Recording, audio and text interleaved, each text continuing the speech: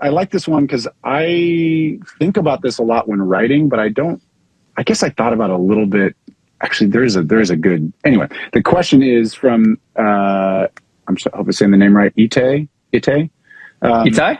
Mm-hmm. You know Itai. Itai. How do you think about moves translating live? Mix moves, lyric phrases, melodies, etc. I imagine there's not a lot of that in mixing, given that you're going to be delivering stems and an MD is going to be going crazy with stuff. Is that what he means by live? I assume so. Mix translating moves, live. translating live. But also lyric phrases, shouldn't even be. Other things. I don't think need to be in consideration. Yeah, that's what I figured the answer was. I mean, what I was going to say on the production end, again, coming from working a little bit in the Simon Cowell, One Direction, Little Mix world, there's a lot of, it's not really explicitly discussed, but the attitude is like, this is going to play in stadiums in front of tens of thousands of people. Mm-hmm. The snare drum should be huge. The gang vocals should be huge. This should feel like it's best song ever should feel like it's being sung in a stadium, that it is stadium music. So I think I like thinking, not all the time and not exclusively, but when writing, when producing, where is this music going to play? Is it going to be in the club? Is it going to be, and certainly you'll make translations for that, where it's like you got the low end's got to feel a certain way if it's going to play in the club, but playing live or the gang vocal is going to be huge.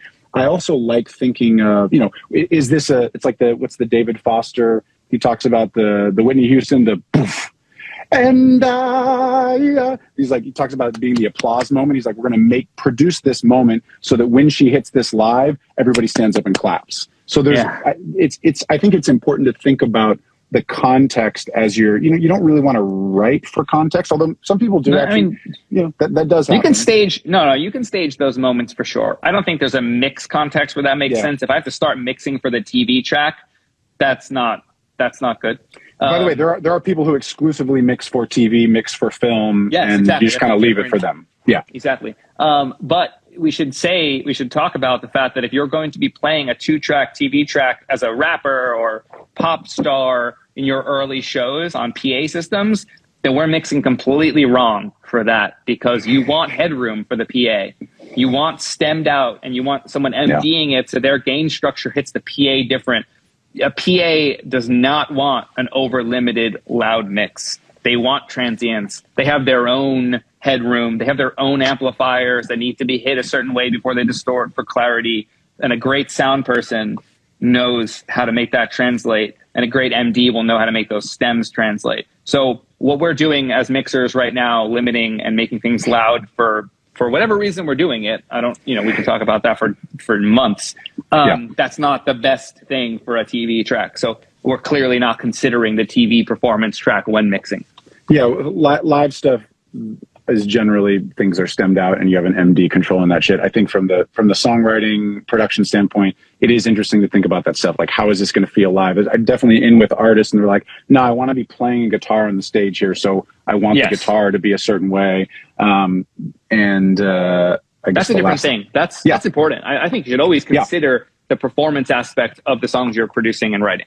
And I do, it's not quite as important these days because things are less band oriented, but it used to be much more important for me to see and act live. If I was going to produce an album for a band, Eric Valentine would do this. We went to go see Taking Back Sunday before he agreed to do the album. Like, what does this band actually feel like? What am I trying to, capturing the energy of a live performance used to be a bigger part, but there's still some of that too, where like, what is this going to feel like? How is this going to go hard in front of 10,000 people? So I think those things are good considerations. I guess the last thing I'll say is I cannot wait until there's live Atmos mixes in a club, and then we can really go nuts.